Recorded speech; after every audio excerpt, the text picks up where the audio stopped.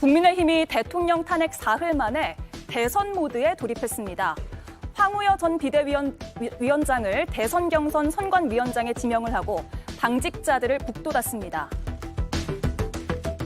이제 60일밖에 안 남은 대선 어떨 것 같습니까, 여러분? 이길 것 같죠? 저희가 축 처져 있고 스포할 겨를이 없습니다. 오로지 대선에 방점을 두고 당무에 임해 주시기를 부탁드리겠습니다. 시간이 없다면서 경선 준비를 위한 첫 회의도 곧 한다고 합니다. 불과 사흘 전 대통령이 탄핵됐는데 제대로 된 반성도 없이 무슨 대선 후보를 내냐면서 비판과 비아냥이 쏟아졌습니다. 파면된 후에도 관저에서 상황 노름하는 내란 수괴와 결별하지 않는다면 국민의 힘에는 미래가 없습니다. 책임을 어떻게 다해야 되는지 잘 모르는 것 같아서 영상을 준비했습니다. 탄핵되면 그 탄핵당한 당은 자기 대선을 포기해야 됩니다. 한 번 더 그러면 당이 없어지는 거지. 좀 가이드라인이 됐습니까? 네, 그런데 더 큰 문제는 따로 있다는 지적이 나옵니다. 국민의힘 선관위원들 면면을 보면 대부분이 한남동 관저 앞에서 대통령 수호를 외쳤던 그 의원들입니다.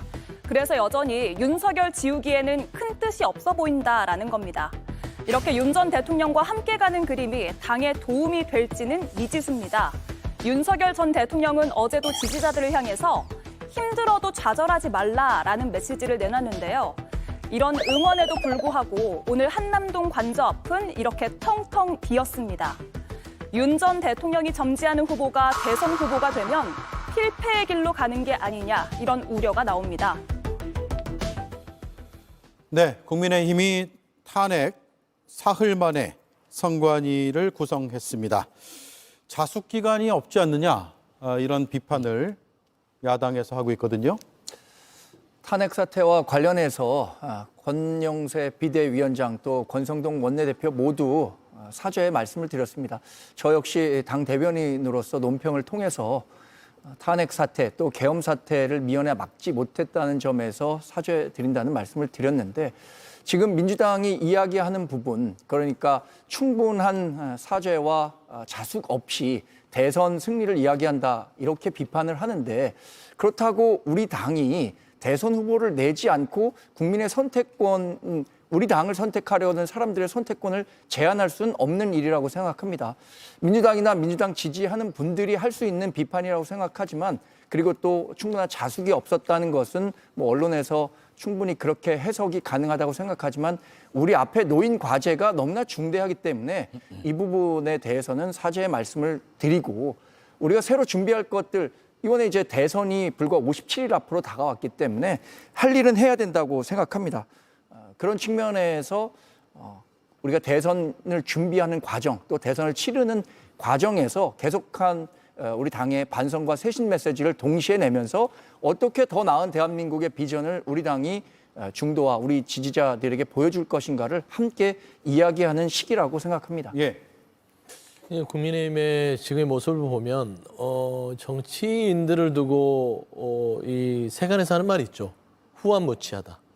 참 얼굴이 두텁고 뻔뻔하다. 그러니까 국민의힘이 지금 현재 본인들이 배출한 대통령이 내란의 행위, 헌법을 파괴하고 민주주의를 파괴하는 행위로 파면이 당했음에도 불구하고 말로 사과하고 끝내려고 하는 이런 자세들을 보면 국민들이 어떤 생각을 할까요? 그러니까 국민은 안중에도 없고요. 불과 4월 4일까지만 해도 국민의힘의 지도부는 어떤 태도를 보였습니까? 내란 세력의 부활을 꿈꾸며 기각과 각하를 강하게 외치면서 윤석열 전 대통령이 무슨 잘못을 했냐? 인용까지 파면까지 될 잘못을 했나? 자유민주주의를 지키기 위해서 그 관저 앞에 가서 우리는 자유민주주의를 지키려고 했다. 라고 했던 사람들입니다.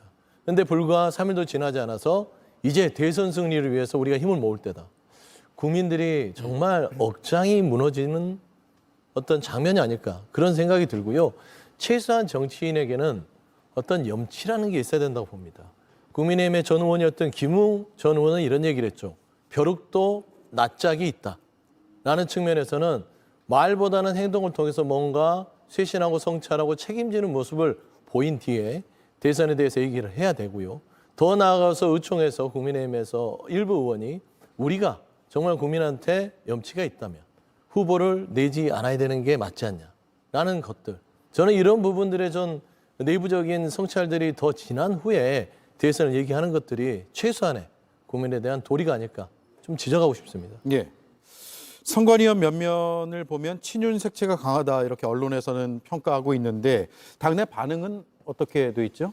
지금 선관위원장이 황우여 전 비대위원장이고 이양수 사무총장이 부위원장을 맡고 있습니다. 그다음에 현역 의원과 비현역 의원 원외 인사로 구성이 돼 있는데 면면을 놓고 보면 현역 의원 가운데는 이른바 친윤 색채가 있는 의원들이 많이 포함됐다라는 평가는 가능하겠지만 위원장과 부위원장 또 원외 인사들만 놓고 본다면 이게 친윤 인사로만 구성됐다라고 평가하기는 어려울 것 같습니다. 예. 또 하나 덧붙여드려서 말씀드리고 싶은 것은 결국은 선수가 중요하지 심판은 자신이 갖고 있는 정치적 양심에 따라서 경선을 잘 관리하면 되는 겁니다. 실제로 황우여 전 비대위원장이 비대위원장 시절에 우리 당이 당대표 선거를 했습니다. 이때 당시에 공정한 경선 관리를 통해서 한동훈 전 대표가 63%의 득표를 통해 당대표가 될 수 있었는데 지금 인적 구성을 두고 이것이 특정 후보에게 유리하게 진행될 것이다, 불리하게 진행될 것이다 이렇게 예단해서 말씀드리긴 어렵다고 생각하고요. 이양수 부위원장 같은 경우에도 대단히 개파색이었고 합리적인 분입니다. 그래서 이번 선관위 구성을 두고 친윤의 색채가 강하기 때문에 그쪽을 대표하는 후보들에게 유리하게 작용할 것이다. 저는 그렇게 보지는 않습니다. 예.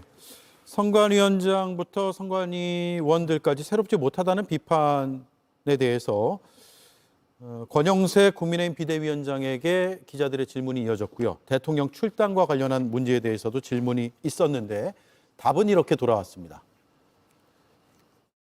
선관위원장 좀 새롭지 못하다 이런 비판도 나오고 있는데요. 선관위원장은 경험이 있어야 되지 새로운 사람이 들어와서 경선 관리가 되지 않습니다. 우리나라에 새거 신드롬이 좀 있는 것 같은데 이런 경선 관리하는 데서는 풍부한 경험이 어떤 것보다 중요하다고 생각을 합니다.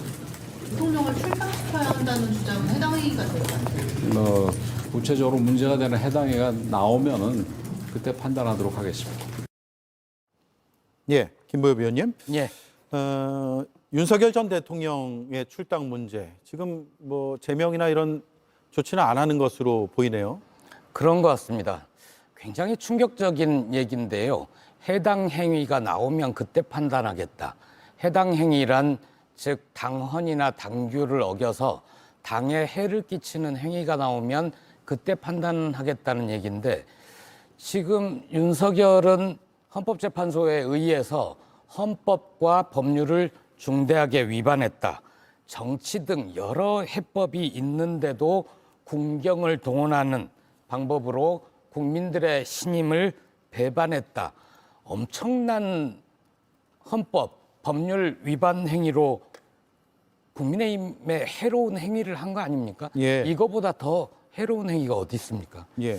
제가 12월 3일 윤석열의 비상계엄 선포 이후 이 방송을 포함해서 아마 수백 번 얘기를 했을 겁니다. 국민의힘은 내란숙의 윤석열과 손을 끊어야 한다. 손절하지 않고서 윤을 버리지 않고 끊지 않고서 어떻게 합리적 보수의 씨앗이라도 보존할 수 있겠느냐. 이 말씀을 정말로 국민의힘을 생각해서 말씀드렸던 겁니다. 그리고 당연히 헌법재판소에 의해서 윤석열 파면이 되면 익숙한 정치의 문법으로 보면 윤석열 제명하고 그리고 국민의힘 간판 내리고 신장개혁하고 바깥에서 새 비대위원장 모셔오고 천막당사라도 차리고 다시 시작하겠다. 이렇게 하는 게 아주 상식적이고 그래야 국민의힘이 살 수 있을 텐데 지금 정반대로 가는 거 아닙니까? 네. 아마 박근혜 탄핵 트라우마 때문에 그런 식으로 흩어지니 우리가 망했다. 이런 판단 때문인 것 같은데 지금처럼 윤석열 계속 껴안고 가면 저는 더 크게 망할 것이다. 이렇게 생각을 합니다. 그리고 오늘 제가 시내에 붙어있는 현수막을 봤습니다.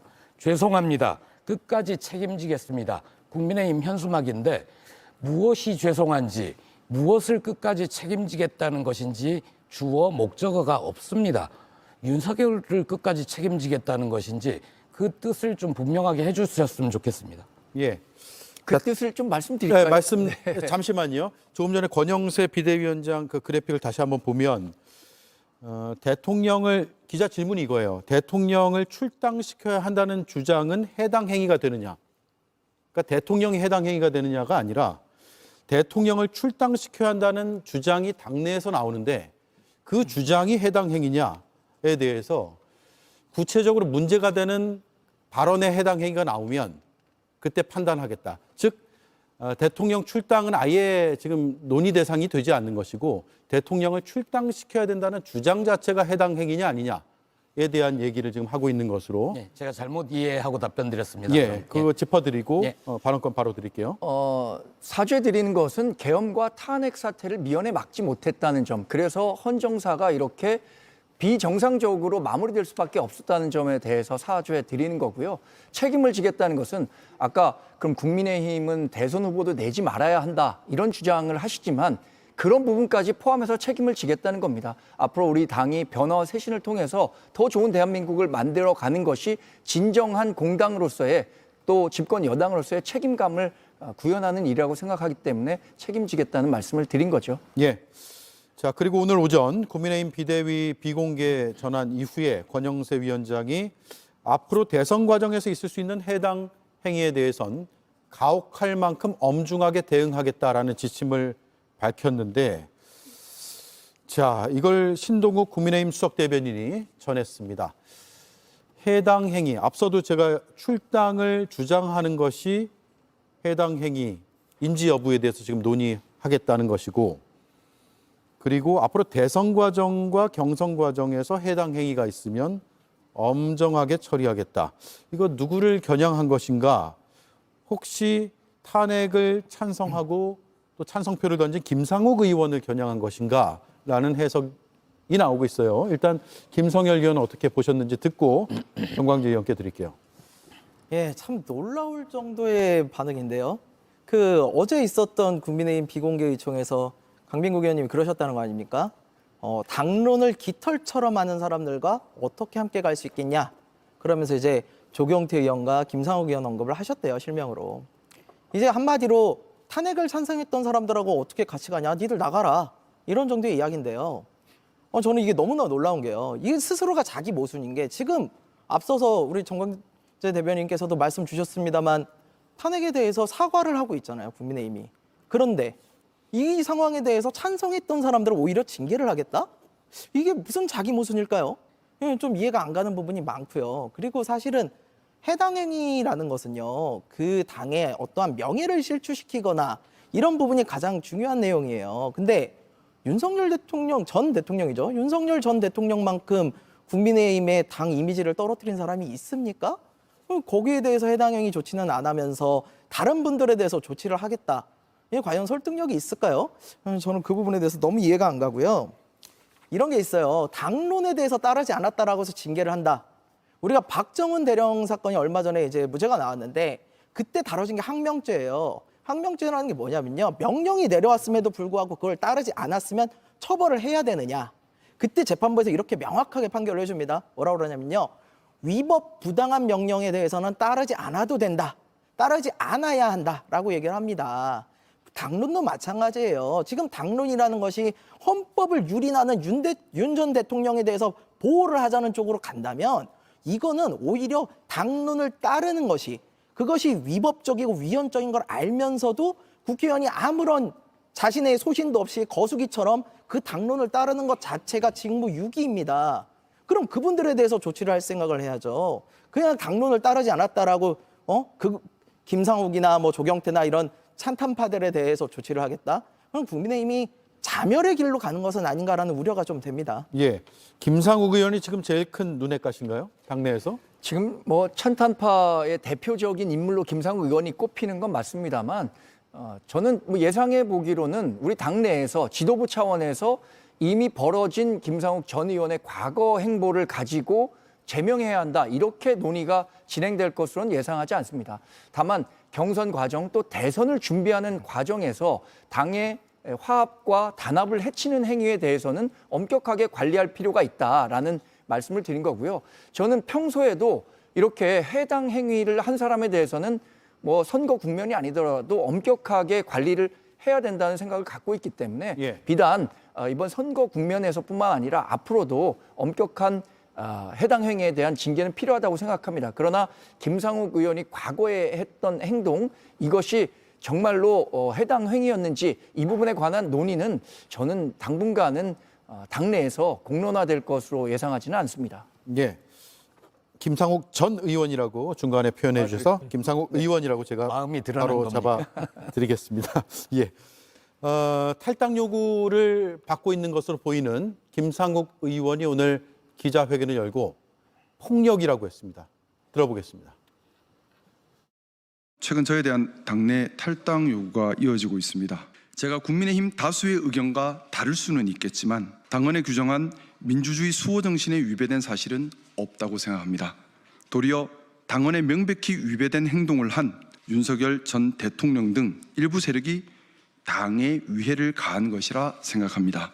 탈당 여부는 저의 자유의사와 결정에 의할 것이지 타인의 압력과 권위에 의할 것은 아닙니다.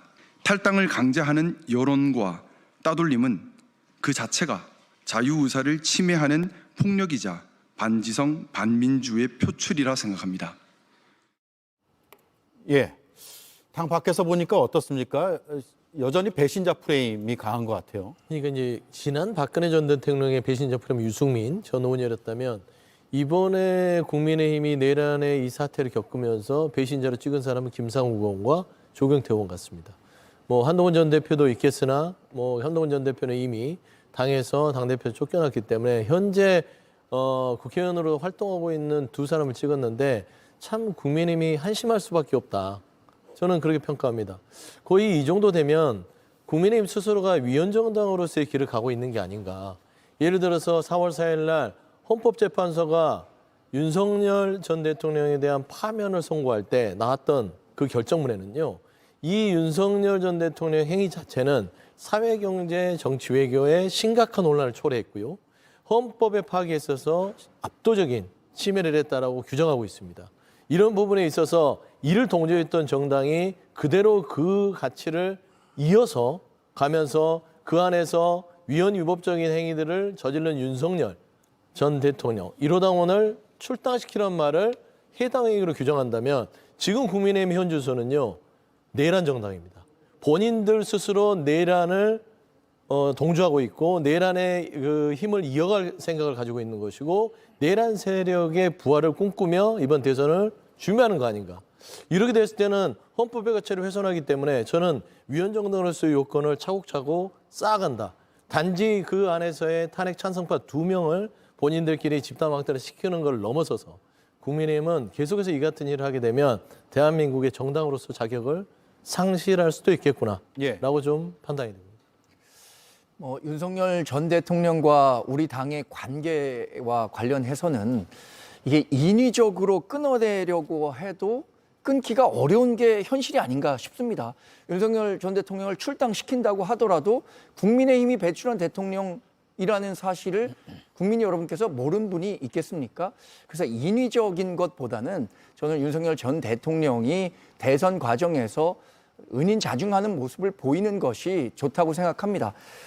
또 하나 윤석열 대통령이 우리 당에 남긴 자본과 부채라는 게 있습니다. 개인적으로는 이제 부채가 더 커졌기 때문에 당의 운영 또는 정권 재창출 과정에서 조금 더 부담 요인이 큰 것은 사실입니다만 지금 헌재 판결을 통해서 정치적 법적 책임을 계엄과 탄핵 재판 과정에서 받은 상태입니다. 그런데 이 상황에서 매몰차게 함께 정치를 했던 사람에 대해서 출당 또는 제명을 한다는 요구가 글쎄 우리 당을 전통적으로 지지해왔던 분들에 대해서 그분들의 마음을 보살핀다면 하기가 어려울 거라는 생각이 듭니다. 이 프로 시작하기 전에 오대영 앵커께서 국민의힘의 딜레마에 대해서 집중적으로 점검해 보겠다라고 했는데 저는 우리 당이 갖고 있는 딜레마 충분히 있다고 생각합니다. 전통 지지자들 또 보수 정권 재창출을 위한 중도층으로의 외연 확장 이 딜레마 속에서 끊임없이 저희가 갖고 있는 해결책들을 국민께 제시해서 그걸로 판단받는 수밖에 없다고 생각합니다. 예.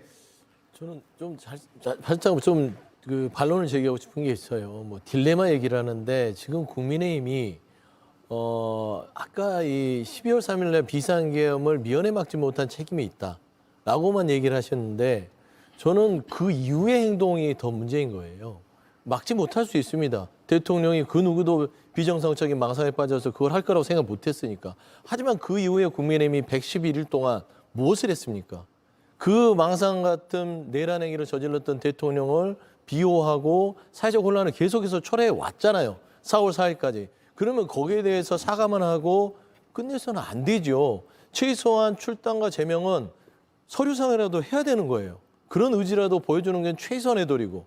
그리고 그 안에서 탄핵을 찬성하고 윤석열 전 대통령이라는 인물과 관계를 끊자고 하는 의원들에 대해서 핍박과 해당 항의의 어떤 그런 강제와 강압들은 없어야 되는 게 분명하지 않겠습니까? 그럼 누가 보더라도 이 내란의 세력들은 아직도 반성하지 않고 같이 지금 윤석열 전 대통령이라는 분과 뭔가 복귀를 꿈꾸는 게 아닌가라는 측면은 도저히 버릴 수 없는 그런 상황이다. 저는 그런 좀 반응을 드리고 싶어요. 뭐 외부에서 바라보는 시각으로 저렇게 말씀하실 수 있다고 생각하지만 계엄과 탄핵 과정에서 우리 당이 분열했습니다. 탄핵에 찬성한 분도 있고 탄핵은 절대 안 된다고 하는 분도 있었고 그렇기 때문에 우리 당이 다양한 스펙트럼 속에서 어떤 한 명의 대선 후보를 만들어낼 겁니다. 그 과정을 국민 여러분께서 평가해 주실 거고 그게 결국에는 정치적 행위에 대한 책임을 묻는 길이라고 생각하니까요. 그 과정 속에서 우리는 국민 여러분들께 심판을 받고 그 심판이 좋은 결과라면 정권 재창출로 가는 것이고 그렇지 않다면 정권 교체가 되는 것이겠죠. 예. 저도 짧게만 한마디만 할게요. 예. 이제 그냥 헌법재판소에서 징계를 받아서 파면된 게 아니잖아요. 내란이라는 엄청난 범죄 행위, 중대 범죄의 피고인입니다. 그리고 인위적으로 끊을 수 없다고 하는데 정당은 계모임이나 친목 모임이 아니에요. 정치적 이상을 실현하기 위해서 집권을 목표로 모인 집단이 정당이잖아요. 그러면 정치적 이상을 실현을 하고 집권을 하는데 방해가 되는 요소는 끊어낼 수 있어야죠. 계모임이나 친목 모임이면 실어 넣어 나가 인위적으로 그렇게는 그런 데서는 못 끊죠. 그런데 저는 정당은 그래야 된다고 봅니다. 예, 알겠습니다. 다들 국민의힘 걱정을 많이 해주시는 걸로 그렇게 들으시면 될 것 같고, 자, 전 대통령이죠. 윤석열 전 대통령이 4월 4일 파면 당일날 입장을 냈고 또 어제도 입장을 냈거든요. 첫날과 어제가 좀 달라요. 첫날은 지지와 응원해 주신 여러분께 감사하고 죄송하다라고 했는데 물론 당 중심으로 대선을 준비해서 꼭 승리하길 바란다라는 첨언도 했지만 어제는 더 나아가서 국민변호인단의 첫 함성을 기억하고 여러분 곁을 지킬 것이다 라고 해서 관저 정치를 넘어서 이제 사저로 들어가면 사저 정치하는 것 아닌가 라는 생각까지 들어요. 김성열 의원님. 예, 참 바람직하지 않은 모습이라고 저는 판단이 됩니다. 이번 헌법재판소 결정문을 쉽게 말씀드리면요. 야구를 좋아하는 윤석열 전 대통령의 입장에서 보면은 8대0 완봉패입니다. 완봉패. 예. 이 정도의 완벽한 결정문으로 위헌이 확실히 졌으면은 지금 자중해도 모자를 떼죠. 석고대죄해도 모자를 뗍니다. 근데 지금 당장 앞에는 뭐 그나마 우리들이 이해할 수 있을 정도의 메시지가 나왔으나 그 뒤에 가면 갈수록 점점 더 뭐 차기 권력에 대한 이런 정치에 관여하려는 듯한 이런 메시지가 나오거든요. 저는 앞에 나온 메시지는요, 미리 준비되었던 본인 생각과는 좀 다를 수 있는 밑에서 어떤 분이 준비해 줬었던 의례적인 메시지가 나왔다고 보고 지금 나오는 것이야말로 좀 본심에 가깝다라는 생각을 해요. 그래서 저는 정말 국민의힘이 경계해야 되는 거, 이 앞에서도 지금 왜 탈당을 시키냐, 왜 제명을 시켜야 되냐, 딴 게 아니에요. 윤석열 전 대통령이 지금부터 국민의힘에서 벌어질 대선 경선에 영향을 미치게 될까 봐. 그렇게 해서 상황 정치를 하게 되면 국민의힘이 과연 중도층의 표를 잡을 수 있을까요? 저는 그 부분에서 오히려 걱정이 돼서 제명을 시켜야 된다라고 좀 충원을 드리고 싶고요. 그다음에 저는 이 부분에 관련해서는 윤석열 전 대통령뿐만이 아니라 그분을 이용하시려는 분들 문제가 심각하다고 봐요. 그러니까 관저에 찾아갔다 그러지 않습니까? 과연 오라고 해서 갔을까요? 오라고 해서 갔으면 뭔가 메시지가 나와야죠. 내용이 나와야죠. 근데 내용 전혀 안 나오잖아요. 이거는 그냥 윤석열 전 대통령을 자신의 정치적 입지 강화를 위한 일종의 이용하려는 모습이다.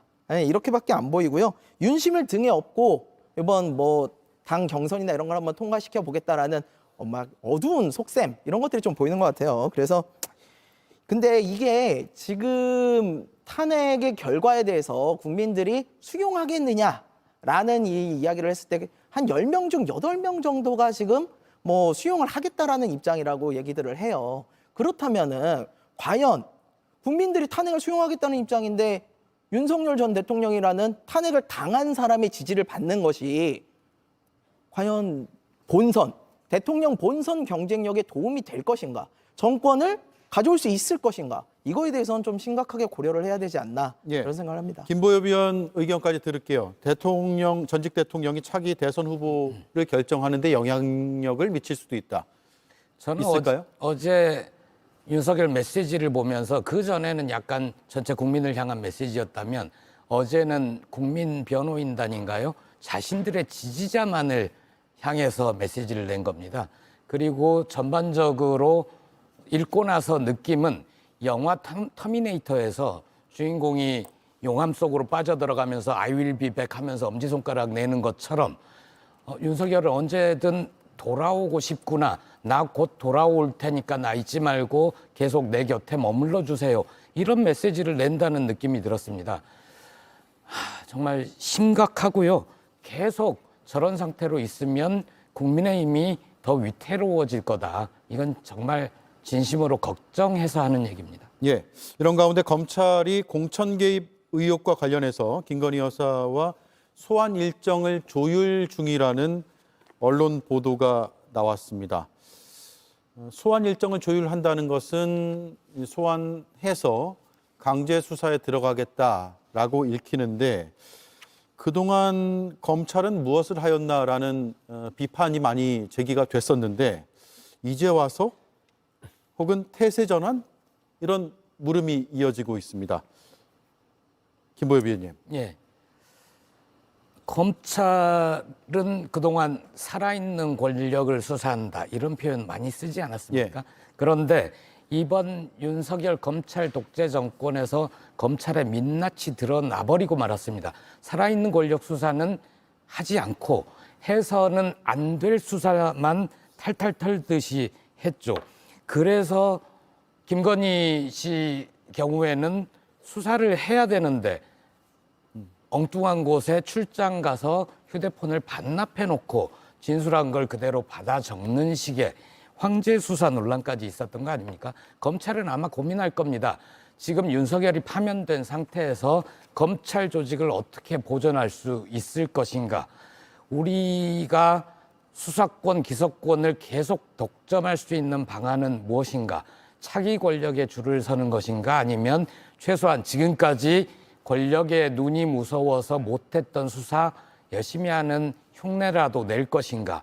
다음 정권에서도 우리가 이 권력을, 검찰 권력을 계속 유지할 수 있는 방안은 무엇인가? 검찰 수뇌부는 계속 끊임없이 잔대가리를 굴릴 거고요. 그런데 문제는 검찰 수뇌부의 그런 판단이 과연 일선 수사하는 검사들까지 미칠 것인가는 잘 모르겠습니다. 어쨌든 지금 이채양명주라고 표현돼 왔던 윤석열, 김건희 부부의 수사를 미뤄왔던 모든 일들, 특히 최근에 불거진 도이치모터스 공범들이 다 유죄 판결 받지 않았습니까? 그 건을 포함해서 3부 체크, 3부 토건 문제까지 포함해서 모든 의혹, 명품백, 명태균 게이트, 공천 개입 의혹, 검찰이 웬만큼은 수사를 할 거라고 봅니다. 예, 제가 잔머리로 순화해드리겠습니다. 죄송합니다.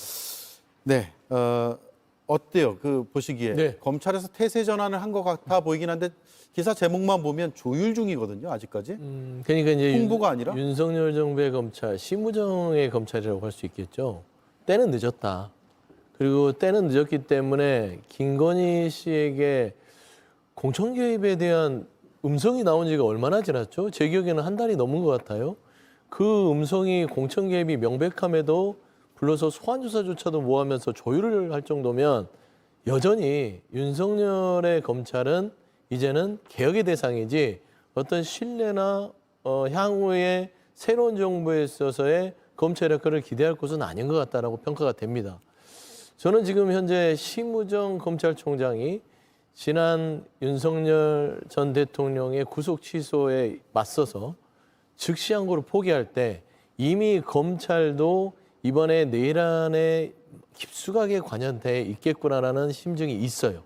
그래서 저는 지금 현재 검찰이 김건희 씨를 소환을 하든 윤석열에 대한 수사를 따로 보강을 해서 하든 지금 그거는 아무 의미도 없다. 예. 새로운 정부가 들어서면 검찰이 그동안 12월 3일 날 검찰과 경찰과 국민의힘과 폭넓게 밝혀지지 않는 내란 세력들이 어떤 일을 12월 3일 날 꾸렸고 지금 현재 상황에 있어서 내란 주요 임무 종사자들 외에 숨어있는 사람들까지 책임을 묻는 대상이어야 되지 검찰이 예를 들어서 권력이 다 없어진 윤석열 부부를 소환한다고 해서 이 자체가 검찰의 새로운 어떤 보험이나 면죄부가 될 수는 없다라는 측면에서는 별 의미 없는 일정 조율이다. 그렇게 좀 평가하고 싶습니다. 예. 검찰이 수사가 필요하다고 생각한다면 수사하는 건 당연한 일이죠. 사실 김건희 여사가 명태균 씨와 관련해서 지난 재보궐선거 과정에서 공천 개입했다는 정황 여러 차례 드러났기 때문에 저는 수사 불가피하다고 봅니다. 그러나 그 시기와 관련해서는 이미 조율을 하려고 했는데 건강상의 이유와 탄핵 재판이 진행되는 관계로 아직까지 이루어지지 못한 것으로 알고 있습니다. 누구나 법 앞에 평등하다고 얘기를 합니다. 저는 김건희 여사도 당연히 검찰 수사가 진행되면 수사에 적극적으로 임해줄 것을 기대하고 있습니다. 예. 자, 오늘 나온 여론조사 정당 지지율을 보내드리면서 이번 이슈를 정리할까 합니다.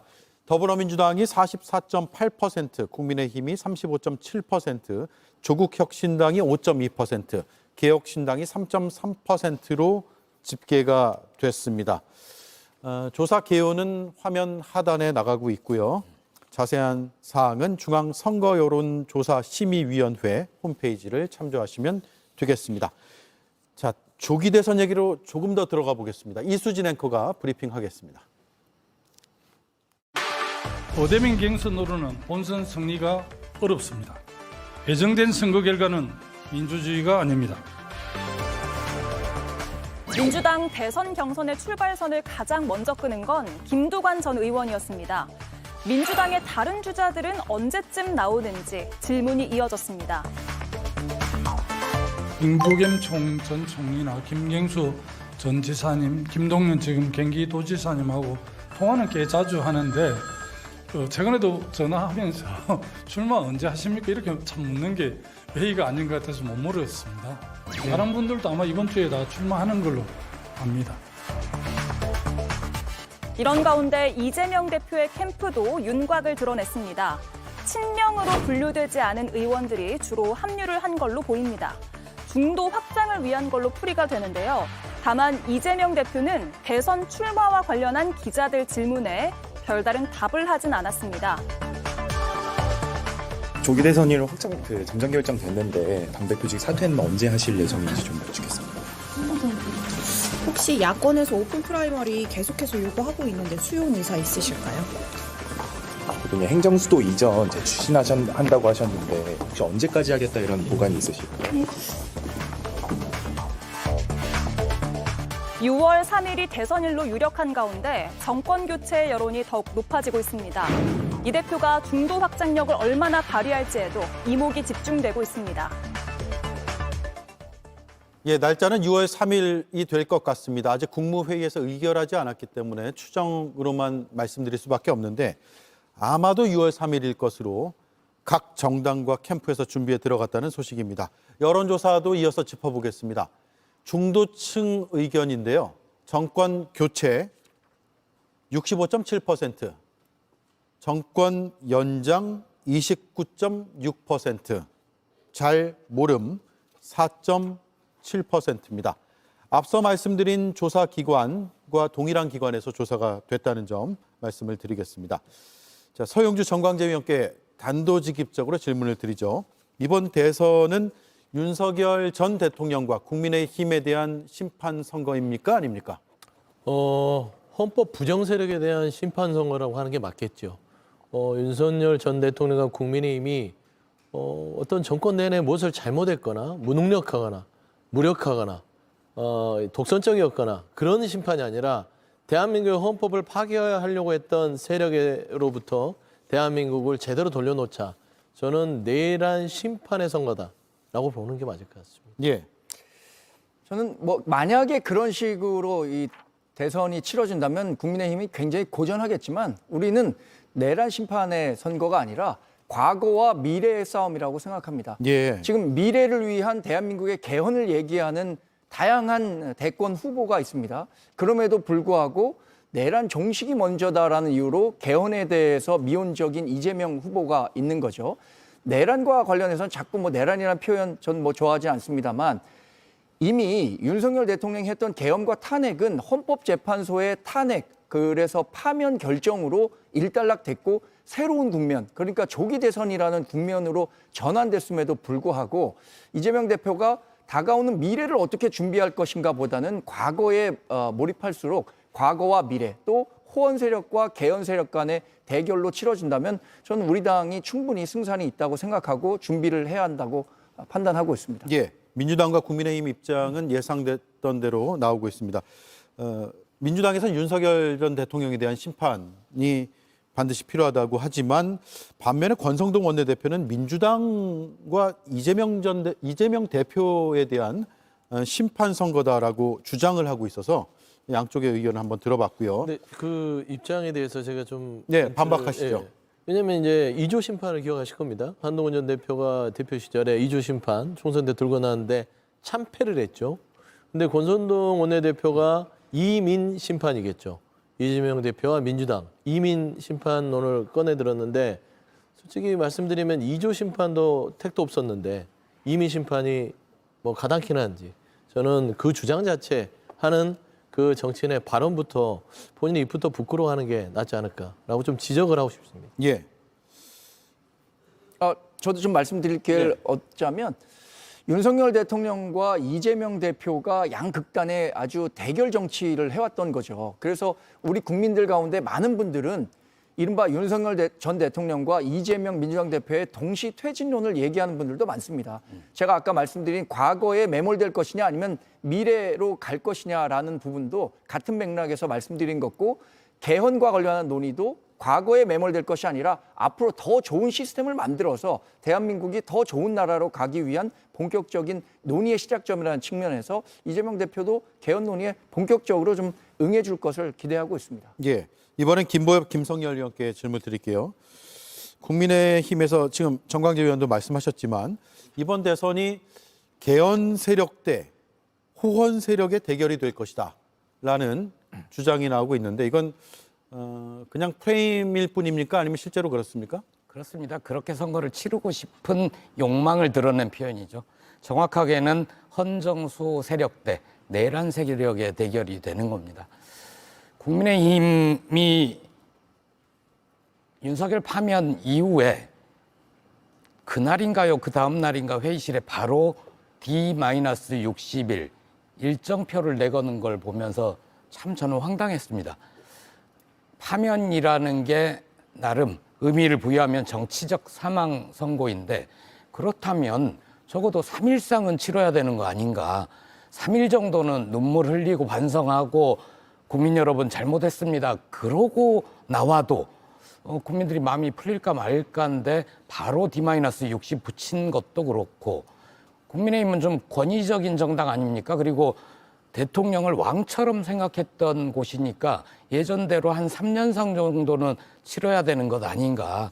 저는 계속 국민의힘이 이번에 치러지는 조기 대선, 이거는 국민의힘의 귀책 사유로 펼쳐지는 보궐선거 아닙니까? 그렇다면 서울 구로구청장 선거에서 그랬듯이 후보를 내지 말아야 된다고 생각합니다. 예. 적어도 10년은 정말 무릎 꿇고 반성했으면 좋겠고요. 개헌대 호헌이다. 이렇게 가져가고 싶은 건 국민 여러분, 이제 지나간 일은 잊읍시다. 우리가 무슨 일을 해왔건 간에 그건 보지 마시고요. 앞날만 봐주세요. 우리 미래로 갑시다. 좌우가 아니라 위로 갑시다. 성장으로 갑시다. 다 똑같은 얘기입니다. 지금 윤석열 파면은 내란 세력 종식의 서막, 출발점일 뿐입니다. 앞으로 내란 특검하고 반원특위 만들어서 샅샅이 누가 이 내란에 어떤 식으로 동조하고 묵인하고 방조하고 선전선동했는지 그거 하지 않으면 우리 새로운 대한민국으로 못 갑니다. 정말 미래로 못 갑니다. 김성열 의원 생각은요? 예, 저도 앞서 말씀 주신 거에 어느 정도 동의하는 부분은 분명히 있어요. 근데 이제 저는 생각이 조금 다른 부분은 뭐냐면은 일단 과거 말고 미래로 가자. 뭐 좌도 우도 아닌 앞으로 가자. 이건 사실 저희 개혁신당이 내세우는 말이거든요. 예. 그러니까 과거의 주체이신 분들이 그거를 탈피하려고 그렇게 얘기를 한다. 아, 과연 받아들여질까요? 라는 의문점이 좀 들고요.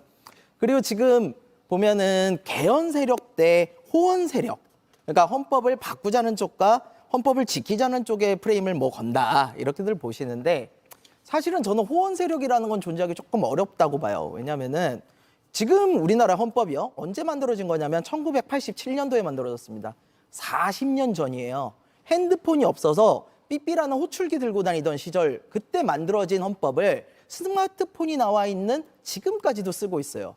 이걸 어떻게 개정을 안 하고 있습니까? 당연히 개정을 해야 될 때가 됐어요. 예. 다만 이게 현실적인 문제는 조금 있어요. 뭐냐면 헌법이라는 건 굉장히 중요한 문제이기 때문에 이거를 개정시키기까지 시간이 걸립니다. 적어도 국회에서 발의를 하거나 대통령이 제안을 한 이후에 국민들에게 20일의 공고기간은 가져야 돼요. 그러면은 지금 대선까지 며칠 남았다고 이거를 하고 있습니까? 그리고 20일 공고기간 끝난 다음에 뭘 해야 되냐면 국회에서 3분의 2 이상이 동의를 해야지 국회 개정안이 통과가 돼요. 근데 3분의 2가 동의를 하려면 민주당만 가지고 안 되잖아요. 국힘만 가지고 안 되잖아요. 그러려면 당 간에 협의가 좀 있어야 되는데요. 뭐 분권형 개헌은 필요합니다. 저희가 요번에 윤석열 전 대통령의 사례를 보면서 권력의 집중이 얼마나 위험한지 모든 국민들이 봤어요. 분권형 개헌은 분명히 필요합니다만 국회의원 선거구 개혁 같은 경우 중대선거구나 소선거구나 이런 걸 주장하는 게 각 당의 이해관계가 너무나 첨예하게 대립을 하거든요.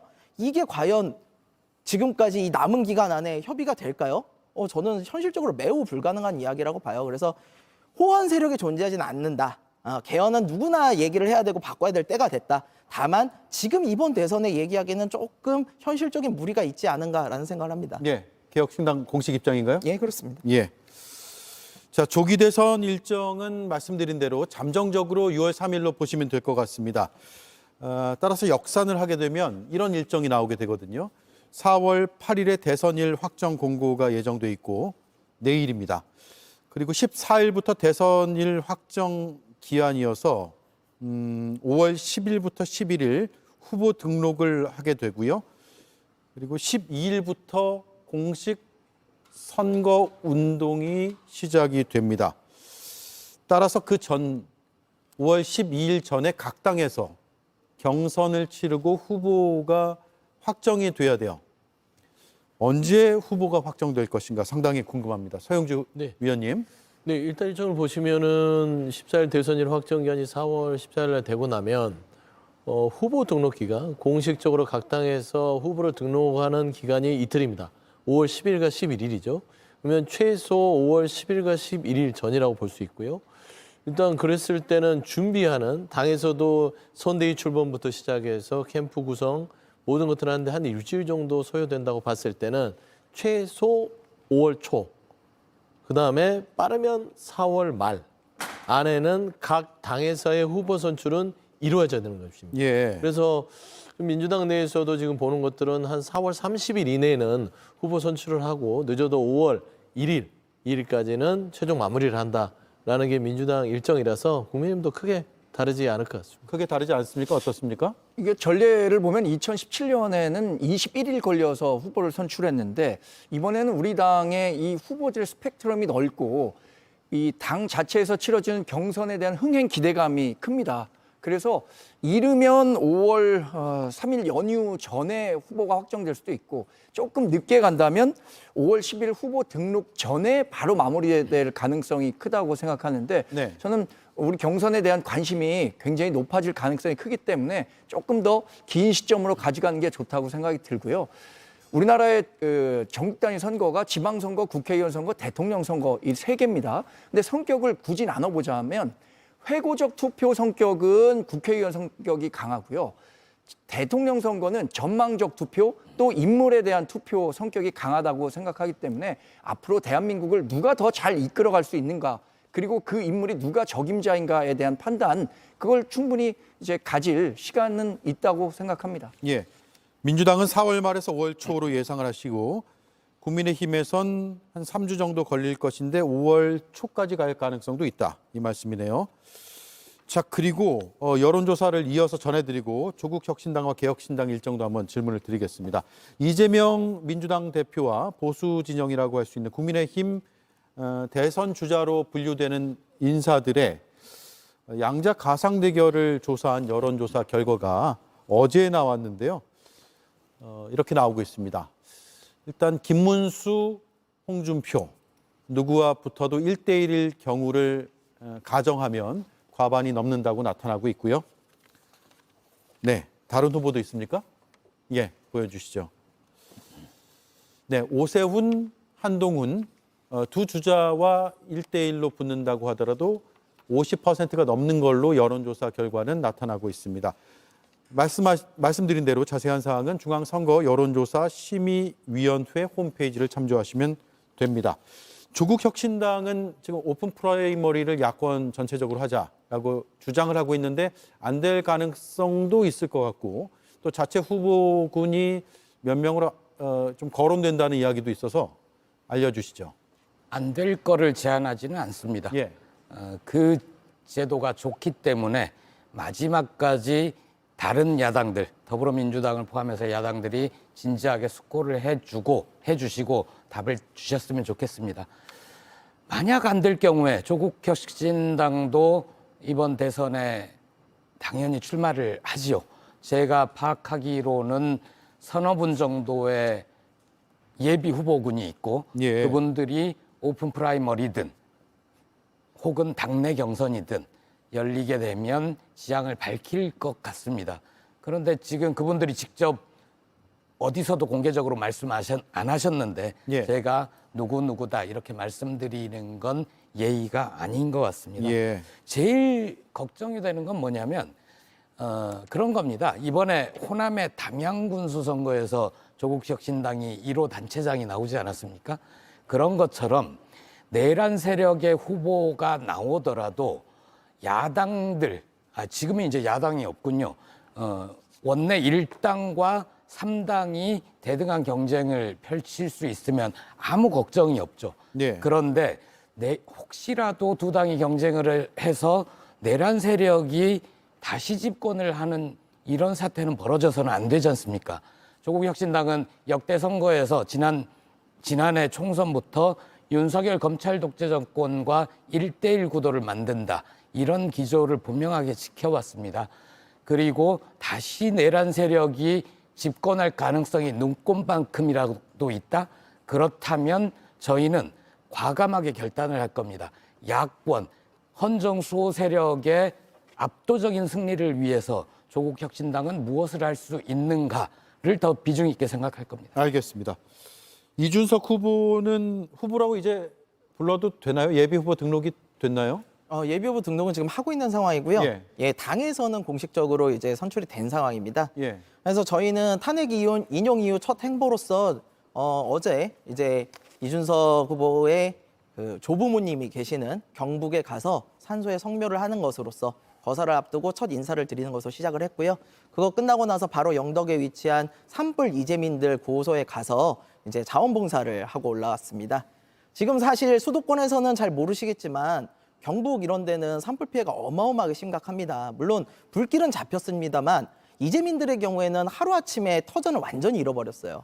그래서 저희는 사실 불이 한창 나고 있을 때 정치인들이 가가지고 현장에서 보고받는답시고 소방관들 불러다가 이렇게 하고 이런 것들 정말 도움이 안 된다고 생각하거든요. 차라리 지금 같은 이런 때 정말 이재민들이 복구를 해야 될 이럴 때 가서 그분들이 무엇을 원하는지 좀 들어주고 하는 이런 모습이 필요하다.